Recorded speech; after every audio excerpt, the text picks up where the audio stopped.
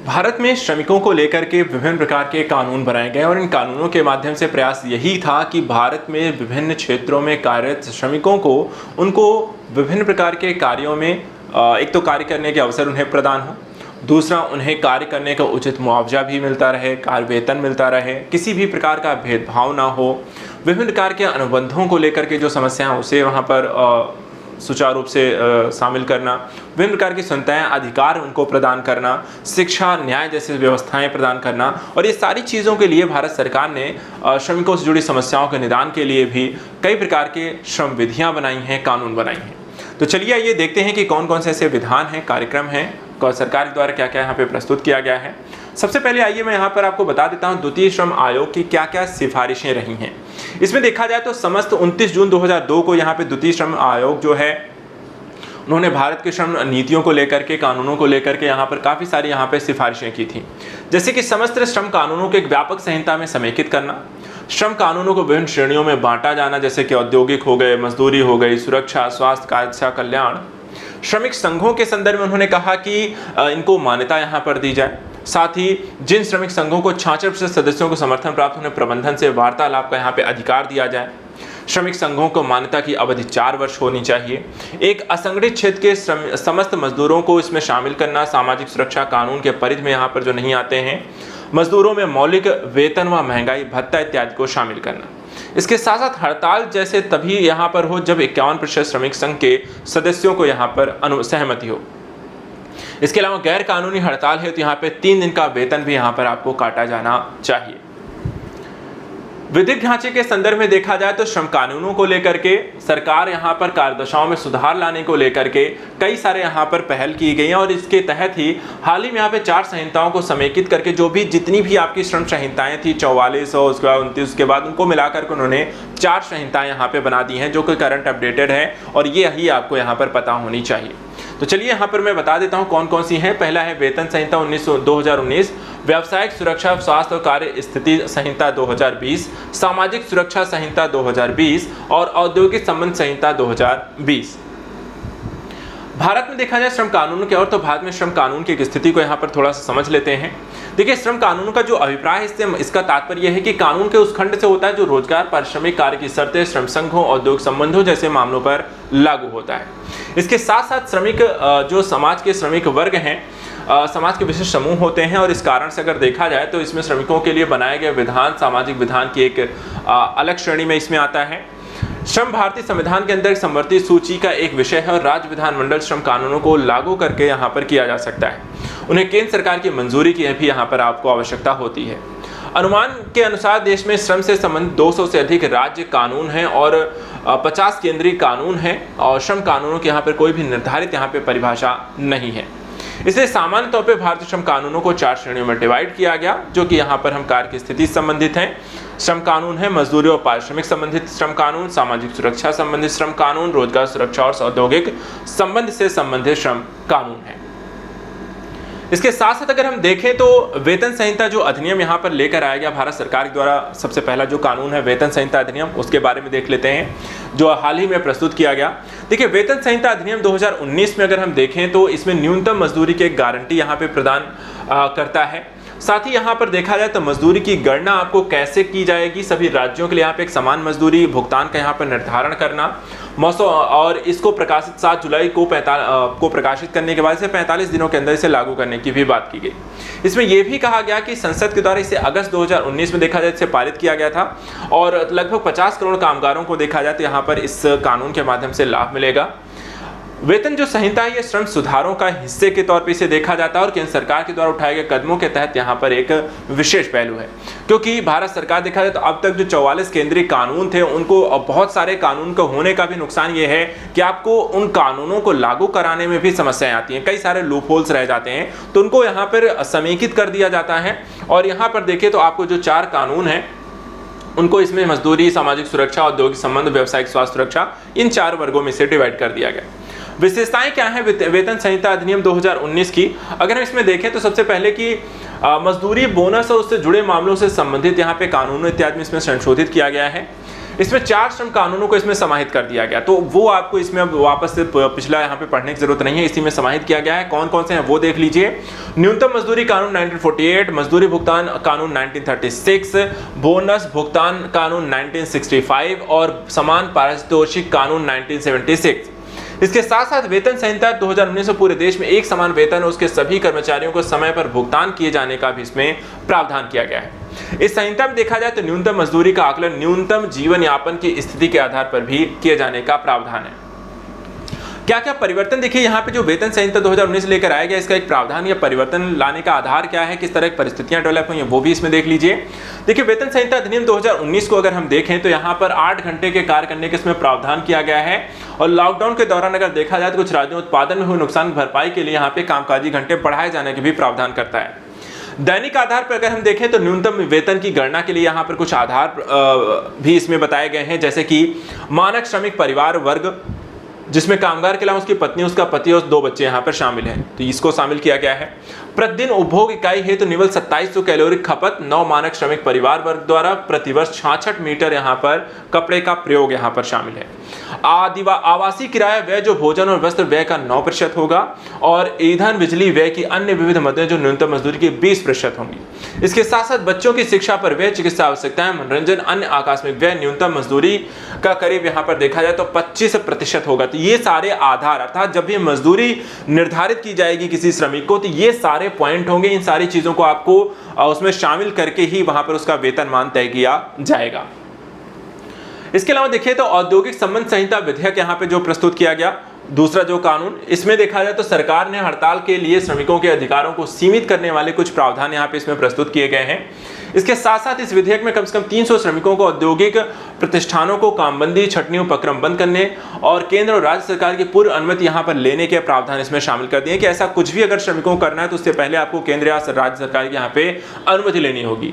जबकि अभी तक यह सीमा सिर्फ 100 श्रमिकों तक वाली थी, तो यहाँ पर देखा जाए तो अगर अब इसे थोड़ा सा बढ़ा दिया गया है, 300 श्रमिक तक अगर है तो उन्हें यहाँ पे अनुमति लेनी होगी, अगर उससे कम की है तो वहां पर वो उनको अनुमति लेने की आवश्यकता नहीं होगी हड़ताल इत्यादि करने को लेकर के।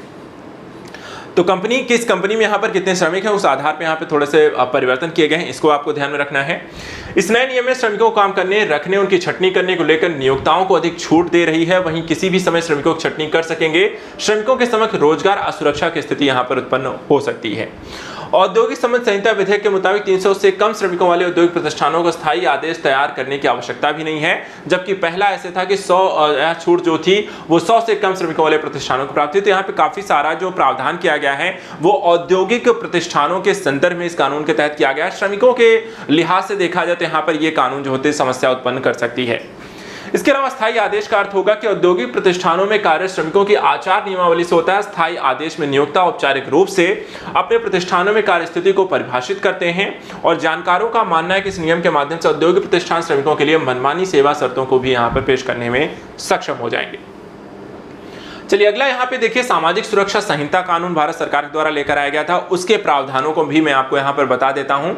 सबसे पहले देखिए अनौपचारिक कार्यबल की जो मदद करने की इसमें बात की गई थी कि सामाजिक सुरक्षा संहिता 2020 जो है प्रभावशाली, कई लोगों के द्वारा इस पर एक सवाल उठाया गया था। रीजन क्या था, तो अभी हम जो प्रावधान इसमें देखेंगे वो यहाँ पर इसमें सवालिया निशान उठाने के प्रावधान है। जैसे कि सामाजिक सुरक्षा संहिता 2020 के साथ 2 अन्य संहिताएं भी पारित की गई हैं, जिसमें एक है व्यावसायिक सुरक्षा, स्वास्थ्य और कार्य स्थिति संहिता और दूसरा यहाँ पर देखा है औद्योगिक संबंध संहिता। ये दोनों को इसके अंतर्गत यहाँ पे शामिल किया गया है। सबसे पहले देखिए जो सामाजिक सुरक्षा संहिता 2020 है, इसमें सामाजिक सुरक्षा, सेवानिवृत्ति, कर्मचारी लाभ से संबंधित यहाँ पे 9 नियमों को इसमें शामिल किया गया है। कुछ प्रमुख बिंदु जो कि आपको इस परीक्षा में, इस एग्जाम से या हम श्रम संबंधी यहाँ पर नए कानूनों के लिए पूछे जा सकते हैं। इनके प्रमुख बिंदु क्या क्या पॉइंट इसमें शामिल किए, क्या परिवर्तन किए गए हैं, ये महत्वपूर्ण पहलू हो सकते हैं। जैसे कि अगर हम इसमें देखें सामाजिक सुरक्षा संहिता में जो प्रावधान यहाँ पे कहा गया है कि सबसे पहले यहाँ पे कवरेज बढ़ाया गया है। असंगठित क्षेत्र के श्रमिकों, निश्चित अवधि के कर्मचारियों, गिग श्रमिकों, प्लेटफॉर्म श्रमिकों, अंतर राज्य प्रवासी श्रमिकों आदि को शामिल करके कवरेज क्षेत्र को इसमें व्यापक बनाया गया है। इसके साथ साथ देखा जाए तो राष्ट्रीय डेटाबेस और पंजीकरण की स्थिति को डेवलप किया गया, जिसमें असंगठित क्षेत्र के कामगारों के लिए एक राष्ट्रीय डेटाबेस तैयार करने के इन सभी श्रमिकों का यहाँ पर पंजीकरण ऑनलाइन पोर्टल पर किया गया है और यह पंजीकरण एक सरल प्रक्रिया के माध्यम से स्व प्रमाणन के आधार पर किया गया है। सभी रिकॉर्ड रिटर्न इलेक्ट्रॉनिक रूप से यहाँ पर बनाए रखने होंगे। इसके अलावा सामाजिक सुरक्षा निधि के संदर्भ में कहा गया है कि इससे सामाजिक सुरक्षा योजनाओं को लागू करने के लिए वित्तीय की आवश्यकता है तो यहाँ पर बनाया जाएगा। समान परिभाषाओं की एक स्थिति को भी ध्यान में रखकर यहाँ पे कुछ प्रावधान किए गए हैं, जैसे कि सामाजिक सुरक्षा लाभों का उद्देश्य जो है मजदूरी निर्धारित करने में एकरूपता लेकर आना। इसने मजदूरी की एक विस्तृत परिभाषा इसको प्रदान की गई है। इसमें सामाजिक सुरक्षा लाभों को कम करने वाले वेतन की अनुचित संरचना को हतोत्साहित करने के लिए उच्चतम सीमा एवं विशिष्ट बहिष्करण हेतु तो यहाँ पर भी प्रावधान किए गए हैं, ताकि ऐसा ना हो कि मजदूरी निर्धारण में भी यहाँ पर समस्याएं हैं, मजदूरों के वेतन में किसी प्रकार के लूपहोल्स क्रिएट किए जाए, उनका वेतन काटा जाए, तो वहां पर उसको ऐसे प्रावधानों के इसके माध्यम से समाप्त करना है। परामर्शी भी दृष्टिकोण इसमें शामिल किए गए हैं, जिसमें कहा गया है इसके लिए अधिकारियों के द्वारा एक सुविधाजनक दृष्टिकोण अपनाया जाए। निरीक्षकों की मौजूदा भूमिका के विपरीत संहिता निरीक्षक सह सुविधाकर्ता की एक बढ़ी हुई भूमिका प्रदान करना, नियोक्ता अनुपालन के लिए समर्थन और सलाह की तलाश यहाँ पे प्राप्त कर सकते हैं। तो जरूरत है तो यहाँ पे परामर्शी दृष्टिकोण भी यहाँ पर शामिल कर सकते हैं, ऐसे अधिकारियों को इसमें शामिल किया जा सकता है। व्यवसायिक केंद्र के दृष्टिकोण से अगर हम बात करें, इसमें कहा गया कि मानव संसाधन की मांग को पूरा करने, रोजगार सूचना की निगरानी के लिए व्यवसाय केंद्र की स्थापना यहाँ पर की जाएगी। साथ ही साथ देखा जाए तो इन कानूनों में कठोर दंड के भी यहाँ पे प्रावधानों को शामिल किया गया है। जैसे इसमें कहा गया है कि कर्मचारियों के योगदान के विफल होने पे न केवल 1 लाख रुपए का जुर्माना लगेगा, बल्कि 1 से 3 वर्ष की यहाँ पर कैद हो सकती है। बार बार अपराध के मामले में कठोर दंड का प्रावधान और बार बार अपराध के मामले में यहाँ पर कोई समझौते की अनुमति नहीं है। चिंताएं भी यहाँ पर देखा जाए तो इसको लेकर के व्यक्त की गई, जैसे कि ऑनलाइन पंजीकरण प्रक्रिया है, क्योंकि अनौपचारिक कार्यकर्ताओं पर लाभार्थियों के रूप में पंजीकरण करने की जिम्मेदारी है और इसके अलावा उनके पास डिजिटल साक्षरता और कनेक्टिविटी नहीं होगी, तो ऐसी स्थिति में डिजिटल पंजीकरण कैसे संभव होगा, ये एक बड़ी समस्या होगी। दूसरा, अनौपचारिक कार्यकर्ताओं में सामाजिक सुरक्षा योग्यताओं को लेकर के जागरूकता का अभाव है। उन्हें पता ही नहीं है कि सरकार के द्वारा सामाजिक सुरक्षा लाभों को क्या सामाजिक सुरक्षा लाभ उन्हें प्रदान किए जा रहे हैं। इसके साथ साथ अंतरराज्यीय व्यवस्था और सहयोग का भी अभाव देखने को मिलेगा, जिसमें असंगठित श्रमिक भारत के कोने कोने में फैले हुए हैं और संहिता के नेतार इतने विविध होंगे कि राज्यों के द्वारा इन्हें प्रशासित भी नहीं किया जाएगा, क्योंकि हर एक राज्य की अपनी एक अलग विविधता है, एक अलग यहाँ पर स्थिति है, एक अलग यहाँ पर मांग है। इसके साथ साथ एक राज्य का जो श्रमिक है दूसरे राज्य में जाकर काम कर रहा है, तो वहां पर ऐसी स्थिति में किस तरीके से सारी चीजों को प्रयोजित किया जाएगा, ये भी यहाँ पर एक कह सकते हैं क्वेश्चनेबल है, समस्या के रूप में इसे देखा जा सकता है। इसके अलावा भारत में अगर हम व्यावसायिक सुरक्षा की बात करें तो इसको सुनिश्चित करने के जो प्रावधान किए गए हैं, जैसे कि कहा जाता है कि भारत में जो औद्योगिक दुर्घटनाएं हैं या व्यावसायिक सुरक्षा संबंधी अंतिम आंकड़े श्रम एवं रोजगार मंत्रालय के श्रम ब्यूरो के द्वारा यहाँ पे प्रदान किए जाते हैं। व्यावसायिक सुरक्षा स्वास्थ्य कार्यस्थल स्थिति संहिता 2020 नियोक्ताओं और कर्मचारियों के कर्तव्यों को वर्णन करती है, विभिन्न क्षेत्रों के देखा जाए सुरक्षा मानकों की परिकल्पना करती है और जहां कामगारों के स्वास्थ्य, कार्यस्थल स्थिति, काम के घंटे, छुट्टी आदि पर भी यहां पर ध्यान केंद्रित कर रही है। इसके अलावा संहिता संविदा कर्मियों के अधिकारों को भी यहाँ पर मान्यता देती है। जो कॉन्ट्रैक्ट बेसिस कर्मचारी हैं उनको भी किस तरीके से लाभ प्रदान किया जा सके, उनको भी इसमें यहाँ पर देखा जाए तो उनके अधिकारों को सुनिश्चित करने का, सुरक्षित रखने का भी प्रयास किया जाएगा। इसके अलावा यह संहिता देखा जाए तो सामाजिक सुरक्षा को निश्चित अवधि के कर्मचारियों को उनके स्थायी समकक्षों के बराबर वेतन देने, मजदूरी जैसे वैधानिक लाभ प्रदान करने की भी बात करती है। इसमें एक और चीज यहाँ पे ध्यान दीजिएगा, संहिता जो है लैंगिक समानता के पहलुओं को लाने पर भी विशेष रूप से केंद्रित है। महिला कार्यबल को सशक्त बनाने का भी यहाँ पे प्रावधान करती है कि किस तरीके से महिलाओं को यहाँ पे सशक्त बनाया जाए। महिलाएं सभी प्रकार के कार्यों के लिए सभी प्रतिष्ठानों में देखा जाए तो नियोजित होने के हकदार होंगी। वो अपनी अगर सहमति से ही वे सुरक्षा, छुट्टियों, काम के घंटे समेत ऐसी शर्तों के अधीन सुबह 6 बजे से पहले और शाम को 7 बजे के बाद भी यहाँ पे काम अब कर सकती हैं। इसके अलावा कुछ आंकड़े देख लेते हैं, क्योंकि कई बार यहाँ पे डेटाबेस क्वेश्चन भी आपको एग्जाम में पूछा जा सकता है जो श्रम संबंधी हो सकता है। जैसे कि श्रम ब्यूरो के द्वारा जो आंकड़े यहाँ पे प्रस्तुत किए गए हैं, जैसे सरकारी आंकड़े विनिर्माण खनन क्षेत्रों में व्यावसायिक आघातों की घटती प्रवृत्ति को दर्शाते हैं, क्योंकि आंकड़े विश्लेषण के समय में अपंजीकृत कारखानों और खदानों को इसके दायरे में शामिल नहीं किया गया। वर्ष 2011 से 16 के दौरान सरकार के द्वारा जो रिपोर्ट प्रस्तुत की गई उसके माध्यम से करीब यहाँ पर व्यवसाय संबंधी रोगों के मामलों की संख्या 562 थी। इसके विपरीत अगर हम देखें, national medical journal of India 2016 में प्रकाशित एक वैज्ञानिक लेख में बताया गया कि सिलिकोसिस और बिसिनोसिस जैसे व्यावसायिक रोगों के प्रसार की यहाँ पर पुष्टि की गई है।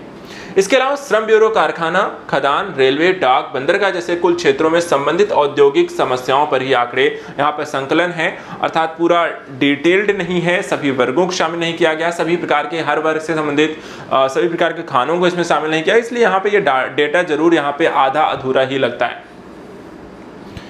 यहाँ पे देखिए इसमें यह भी कहा गया है कि भारत का यहाँ पे जो डेटा ये प्रस्तुत किया गया पूरी तरीके से आंकड़े जो हैं इसके माध्यम, क्योंकि डेटा हर वर्ग को, हर क्षेत्र को, हर कंपनियों को शामिल करके नहीं किया गया है, इसलिए ये पूरी तरीके से उसका प्रतिनिधित्व नहीं करते हैं।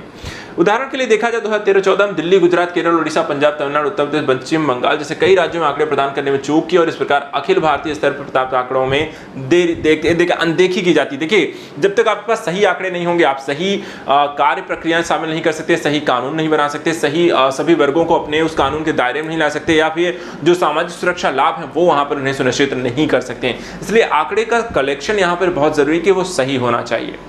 इसके अलावा अंडर रिपोर्टिंग जो होती है एक अन्य गंभीर मुद्दा है जो स्पष्ट कारणों से घातक चोटों की तुलना में गैर घातक चोटों के मामले में यहाँ पर ज्यादा दिखाई देती है। लघु स्तर के उद्योगों में औद्योगिक आघातों को बड़े पैमाने पर अंडर रिपोर्टिंग की स्थिति यहाँ पर आपको बनी रहती है। इसके अलावा देखा जाए तो कारखाना निरीक्षकों की नियुक्ति और निरीक्षण की स्थिति अगर हम देखें तो महानिदेशालय कारखाना सलाह सेवा श्रम संस्थान के अनुसार 2019 में भारत में कारखाना निरीक्षकों के लिए स्वीकृत पदों पर कार्य करने का अनुपात जो है वो 70.60% था।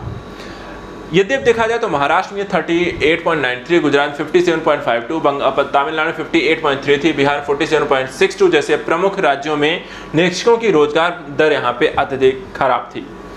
वर्ष 2019 में देखें प्रत्येक 487 पंजीकृत कारखानों पर केवल एक निरीक्षक था, जैसे प्रत्येक 25,445 श्रमिकों के लिए यहाँ पर एक निरीक्षक यहाँ पर स्थिति है, जो कि यहाँ पर देखा जाए तो डेटा बहुत ज़्यादा असंयोजित है।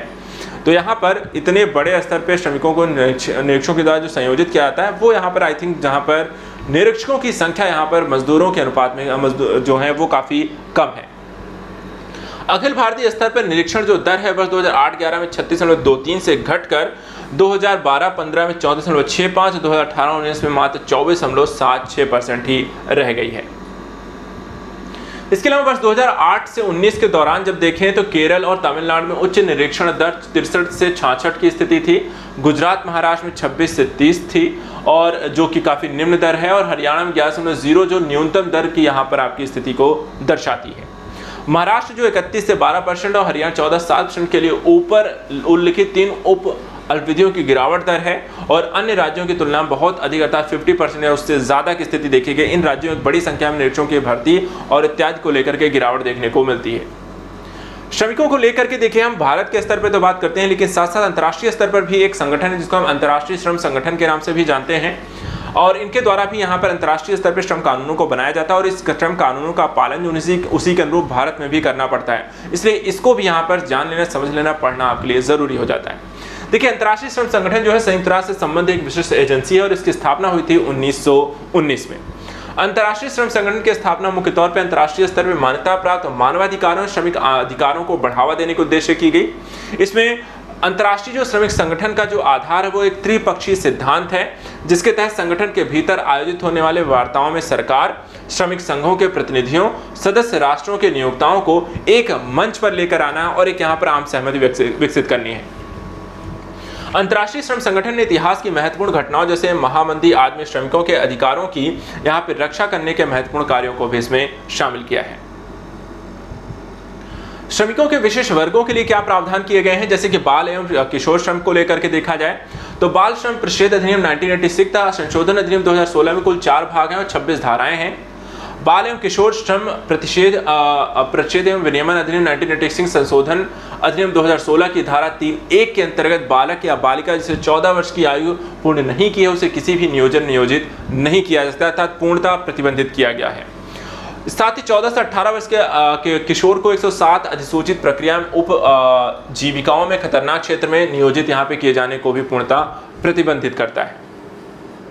देखा जाए वह क्षेत्र जिसमें बच्चों को कार्य करना है कानूनी रूप से खतरनाक माना गया है, जिसमें कारखाने हैं, पटाखे हैं, बीड़ी उद्योग, तंबाकू, अगरबत्ती, विद्युत उत्पादन, पत्थर खदान, भूमिगत खदान, कुलियारी, ईंट भट्टा, होटल ढाबा, खपरेल निर्माण, ऑटोमोबाइल वर्कशॉप, भवन निर्माण और ज्वलनशील विस्फोटक संबंधी कार्य, यहाँ पर इनके प्रतिबंध यहाँ पर लगाए गए। इन क्षेत्रों में उन्हें कार्य करने की मनाही है। इसके अलावा 14 वर्ष से कम उम्र के बालकों को पारिवारिक व्यवसाय, खतरनाक क्षेत्र को छोड़कर समय के उपरांत सहयोग हेतु यहाँ पर कला के क्षेत्र जैसे कि ऑडियो, वीडियो, मनोरंजन अथवा खेल गतिविधियों, सर्कस को छोड़ करके में बालकों के यहाँ पे सुरक्षा के प्रबंध के साथ उन्हें कार्य उनसे लिया जा सकता है।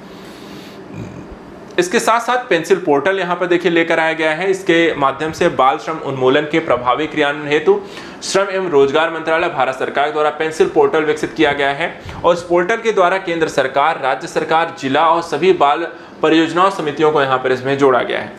पेंसिल पोर्टल के निम्न घटक यहाँ पर देखने को मिलते हैं, जैसे चाइल्ड ट्रैकिंग सिस्टम, शिकायत प्रकोष्ठ, राज्य सरकार, राष्ट्रीय बाल श्रम परियोजना समिति और परस्पर सहयोग जैसे विषय यहाँ पर इसके अंतर्गत शामिल किए गए हैं। राज्य के 28 जिलों में बाल एवं किशोर श्रम संशोधन अधिनियम 2016 धारा 17A के तहत जिला नोडल अधिकारी नियुक्त किए गए, जिसके माध्यम से राष्ट्रीय बाल श्रम परियोजना के संचालन, बाल श्रम उन्मूलन हेतु यहाँ पर पेंसिल पोर्टल का प्रभावी क्रियान्वयन भी आपको किया जाए। तो ये ध्यान रखना है पेंसिल पोर्टल किस क्षेत्र से जुड़ा हुआ है और क्या कैसे यहाँ पर आपको काम करता है। ये भी इस तरह के क्वेश्चन भी आपसे हो सकते हैं। महिला श्रमिकों के सुरक्षात्मक स्थिति से मातृत्व हित लाभ अधिनियम 1961 लाया गया है और इसके माध्यम से विभिन्न संस्थानों में कार्यरत महिलाओं की उनकी गरिमा को ध्यान में रखना, उनके नवजात शिशु की देखभाल को सुनिश्चित करना और इसके लिए यहाँ पर यह अधिनियम लेकर आया गया है। साथ ही साथ देखा जाए इसमें जैविक माता के पिछले जो 12 महीने में कम से कम यहाँ पे 80 कार्य दिवस का यहाँ पे अवकाश की बात की गई है। 80 दिवसों में शासकीय अवकाश की बात के साथ साथ मातृत्व हितलाभ है तो 12 सप्ताह के अवकाश को भी यहाँ पे प्रावधान किया गया था और 2017 में इसे संशोधित करके इसे 26 सप्ताह सवैतनिक अर्थात वेतन सहित यहाँ पर मातृत्व अवकाश की बात की गई है। इसके साथ साथ देखा जाए ऐसे संस्थान दुकान स्थापना अधिनियम के अंतर्गत पंजीकृत जो 10 या 10 से अधिक पिछले 12 माह में किसी भी एक दिन यहाँ पे नियोजित कर्मचारियों पर ये लागू होगा। किन के क्षेत्रों में ये लागू होगा तो वो भी यहाँ पे इसमें प्रावधान किए गए हैं। इसके अलावा कर्मचारी राज्य बीमा अधिनियम 1948 प्रभावशील रहेगा, जहाँ वहाँ गर्भवती माता के समृद्ध तत्वों के भुगतान हेतु कर्मचारी राज्य बीमा निगम के द्वारा किया जाएगा। इसके साथ साथ देखा जाए तो केवल प्रथम 2 संतानों तक हितलाभ प्राप्त हो सकता था, जिसे संशोधित करके ये कर दिया गया है कि 2 या 2 से अधिक जीवित संतानों के अलावा गर्भधारण की स्थिति में 12 सप्ताह सवैतनिक अवकाश यहाँ पे प्रदान किया जाएगा। संभावित प्रसव 6 सप्ताह पूर्व अवकाश भी यहाँ पर अब लिया जा सकता है सेक्शन 5A और 5B के तहत। यदि महिला की मृत्यु हो जाती है तो ऐसी स्थिति में क्या प्रावधान है तो इसमें देखिए कहा गया है तो मातृत्व हितलाभ तब तक देय होगा जब तक वह जीवित थी। यदि माता की मृत्यु होती है एवं नवजात शिशु जीवित है तो नियोजक पूर्ण मातृत्व हितलाभ यहाँ पे प्रदान करेगा। इसके अलावा यदि कोई महिला कर्मचारी 3 माह से कम उम्र के शिशु को विधिवत गोद लेती है या सैरोगेसी मातृत्व का लाभ लेती है तो उसे उक्त अधिनियम के अंतर्गत यहाँ 12 सप्ताह का सवैतनिक अवकाश यहाँ पे प्रदान किया जाएगा। धारा 8 के अंतर्गत देखा जाए तो केंद्रीय शासन के द्वारा जारी अधिसूचना के अनुसार चिकित्सा बोनस के रूप में 3500 रुपए यहाँ पर एक मुश्त आपको प्रदान करना होगा। और धारा 9 के अंतर्गत अगर हम देखें तो इसमें क्या प्रावधान किया गया है, इसमें यह कहा गया है कि गर्भपात की स्थिति में तत्काल 6 सप्ताह तक सवैतनिक अवकाश प्रदान करना। और धारा 11 के अंतर्गत यह प्रावधान किया गया कि अवकाश के पश्चात कार्य पर 2 नर्सिंग अस्पताल जिसमें विश्राम अंतराल यहाँ पे सम्मिलित किया गया है उसको इसमें शामिल किया जाएगा। इसके अलावा धारा 11A के अंतर्गत 50 से अधिक कर्मचारी वाले संस्थानों में अनिवार्य शिशु सुरक्षा केंद्र की स्थापना करना, माता के नियमानुसार 4 बार शिशु की देखभाल किए जाने की व्यवस्था करना। धारा 14 के अंतर्गत देखा जाए तो यहाँ पर अंतर्गत उपर्युक्त शासन राज्य अथवा केंद्र के द्वारा निरीक्षक की नियुक्ति करना। धारा 20 के अंतर्गत सभी संस्थानों के अधिनियम के अंतर्गत पंजीकृत रखना अनिवार्य। और धारा 21 के अंतर्गत यहाँ पर अधिनियम का पालन न करने वाले संस्थान पर 2000 से 5000 रुपए या 3 माह से अधिकतम 12 माह कारावास दोनों की सजा का प्रावधान किया गया है। चलिए अन्य प्रावधानों में अगर हम देखें तो रात्रि में कार्य निषेध की स्थिति भी यहाँ पे लागू की गई है। किसी भी कारखाने या खदान में महिला कर्मचारी शाम 7 से सुबह 6 बजे तक कार्य लिया जाना यहाँ पे प्रतिबंधित किया गया। 1900 ये जो कारखाना अधिनियम 1948 के खंड 66 1B एवं खान अधिनियम 1952 के 46 1B के तहत ये प्रावधान किए गए थे। इसके साथ साथ किसी भी भूमिगत खदान में महिला श्रमिक को कार्य करने पर प्रतिबंध किया गया। समान पारिश्रमिक अधिनियम 1976 के माध्यम से 11 फरवरी 1976 संपूर्ण भारत में प्रभावित अधिनियम कुल 3 अध्याय धाराएं और अंतर्राष्ट्रीय श्रम संगठन के अधिवेशन क्रमांक 100 1951 के तहत यहाँ पर यह संबंधित है। धारा 5 में जो निहित प्रावधान है इसमें कहा गया कि इस अधिवेशन के अंतर्गत कोई भी नियोजक समान प्रकृति के काम में लिंग के आधार पर पारिश्रमिक या वेतन में विभेद या अंतर नहीं रखेगा।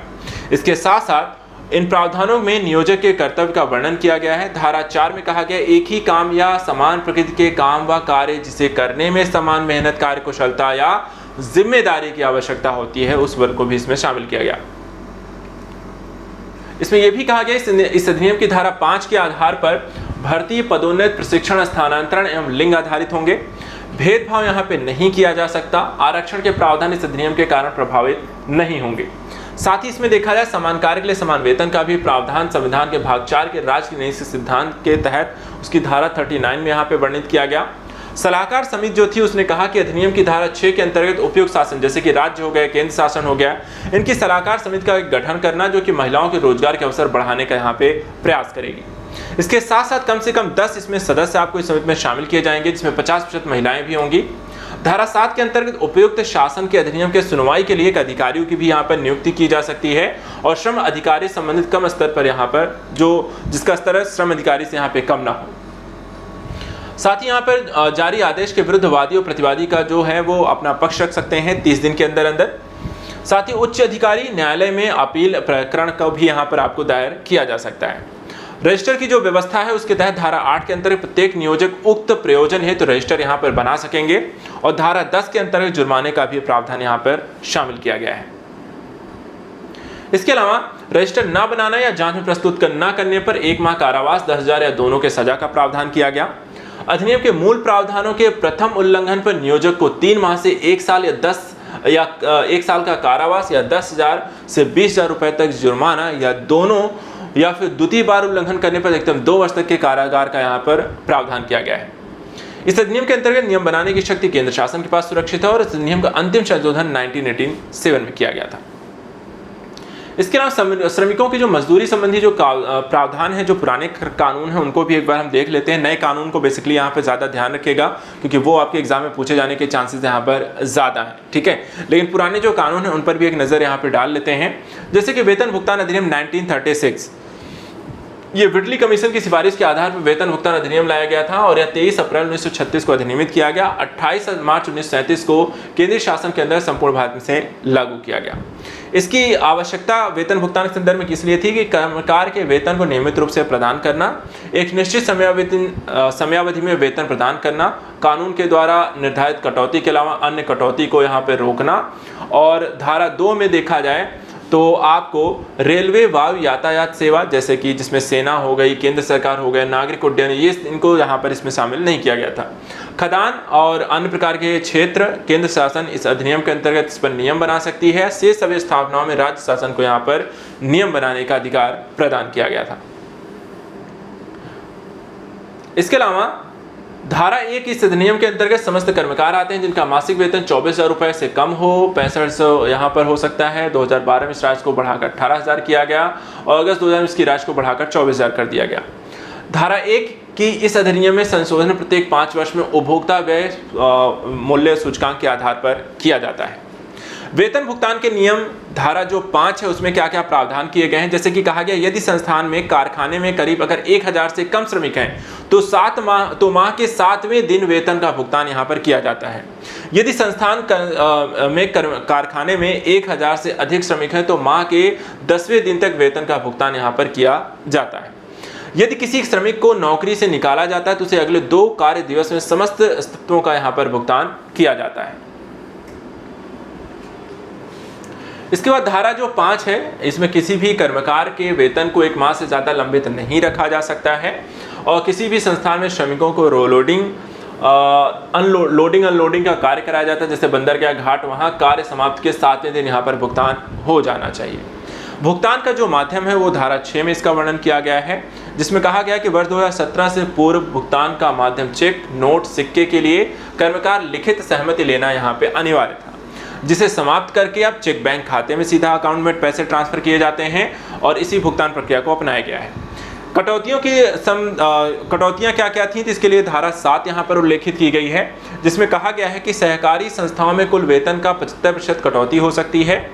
इसके अलावा अन्य सभी संस्थाओं में वेतन के 50% से अधिक की कटौती नहीं की जा सकती है।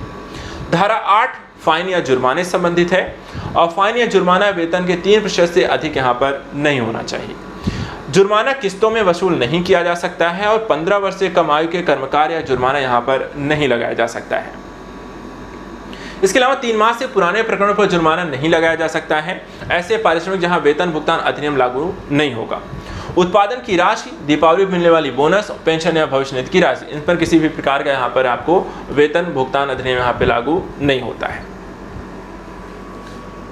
इसके अलावा न्यूनतम वेतन अधिनियम 1948 भी देख लीजिए, जो योग्यता आधारित कार्य तथा कार्य के अनुरूप न्याय संगत दाम मजदूरी को निर्धारित करने के लिए अधिनियमित किया गया था। और मजदूरी से यहाँ पे जो तात्पर्य था, उसका तात्पर्य ये था कि परिश्रम जिसे पैसे के रूप में व्यक्त किया जा सके, इसमें मकान भत्ता को सम्मिलित नहीं किया जाता। न्यूनतम दरों का जो निर्धारण किया जाता था, उसमें धारा 3 के आधार मजदूरी की न्यूनतम दरों का निर्धारण होता था। वर्ष में 2 बार क्रमशः 1 अप्रैल 1 अक्टूबर को अखिल भारतीय उपभोक्ता मूल्य सूचकांक के आधार पर न्यूनतम दर यहाँ पर जारी होती थी। इसका निर्धारण लेबर ब्यूरो शिमला भारत सरकार के द्वारा यहाँ पर किया जाता था। छत्तीसगढ़ में न्यूनतम दरों का भी यहाँ पर निर्धारण होता था और छत्तीसगढ़ में भी वर्ष में 2 बार न्यूनतम वेतन की पुनरीक्षित दरें 1 अप्रैल और 1 अक्टूबर को जारी की जाती हैं। छत्तीसगढ़ में देखा जाए जो न्यूनतम मजदूरी की दरें हैं 3 अनुसूचियों के अंतर्गत हैं। एक है कृषि में नियोजित श्रमिकों हेतु, 45 प्रकार के नियोजन में कार्यरत श्रमिकों के लिए और शासकीय कार्यों में दैनिक वेतन भोगी के कार्यरत श्रमिकों के लिए। इसी तरीके से छत्तीसगढ़ में श्रमिकों को 4 प्रवर्ग और श्रेणियों में शामिल किया जाता है: अकुशल श्रमिक, अर्धकुशल श्रमिक, कुशल श्रमिक और उच्च कुशल श्रमिक। केंद्र में केवल 3 श्रेणियां हैं, वहां उच्च कुशल श्रमिक की श्रेणी नहीं शामिल है। वहीं धारा 3 के अंतर्गत राज्य व केंद्र सरकार यहाँ पर निर्धारण करती हैं, जैसे समय आधारित कार्य हेतु न्यूनतम मजदूरी, संख्या आधार पर कार्य हेतु न्यूनतम मजदूरी, ओवर टाइम की न्यूनतम मजदूरी। न्यूनतम मजदूरी दर का निर्धारण व पुनरीक्षण कैसे किया जाता है, तो इसके संदर्भ में धारा 5 के आधार पर न्यूनतम मजदूरी की दर का निर्धारण और पुनरीक्षण 2 आधार पर किया जाता है: कमेटी प्रक्रिया, सूचना प्रक्रिया और कार्य के अनुकूल दशा के आधार पर। धारा 13 के अंतर्गत अगर हम देखें तो यहाँ पर इसका प्रावधान किया है कि कार्य की अनुकूल दशाओं के साथ सामान्य दिवस में कार्य की निश्चित समय अवधि भी तय की गई है, जैसे कि 1 या 2 अंतराल के साथ कार्य के घंटे का निर्धारण, 7 दिवस की कार्य अवधि पर 1 दिन का अवकाश और विश्राम दिवस के दिन कार्य लेने पर बोनस राशि के समान की राशि देय होगी। अन्य प्रावधानों में देखें तो धारा 14 कहता है कि ओवरटाइम कार्य पर मजदूरी को सुनिश्चित करना। धारा 18 के अंतर्गत सभी संस्थाओं को उक्त हेतु रजिस्टर रखना अनिवार्य। धारा 20 के अंतर्गत कोई भी कर्मचारी विगत 6 महीनों वेतन पारिश्रमिक में न्यूनतम मजदूरी का पालन न होने की शिकायत कर सकता है। और धारा 22 के अंतर्गत सजा का प्रावधान है, जो कि 6 महीने का कारावास या 500 रुपए या दोनों को हो सकते हैं।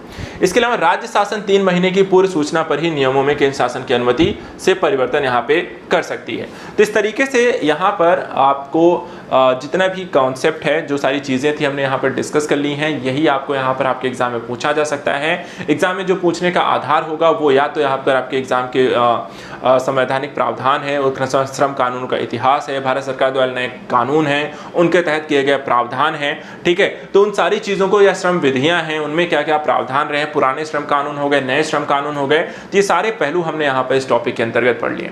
तो इनका रिवीजन कर लेना है अच्छे से। एग्जाम से जाने से पहले मल्टीपल टाइम वीडियोस को देख सकते हैं, जो कौन से इसमें टॉपिक्स हैं। रिवीजन देखिए, की पॉइंट में से इसलिए पढ़ा भी दी गया है कि आपको मेन की पॉइंट्स पता हो, जो एग्जाम में आपसे एज अ क्वेश्चन यहाँ पे पूछे जा सकते हैं। तो इसके लिए थैंक यू सो मच। आज के लिए इतना ही सेशन में। आई होप आपका एग्जाम अच्छा जाएगा। Thank you so much and good luck.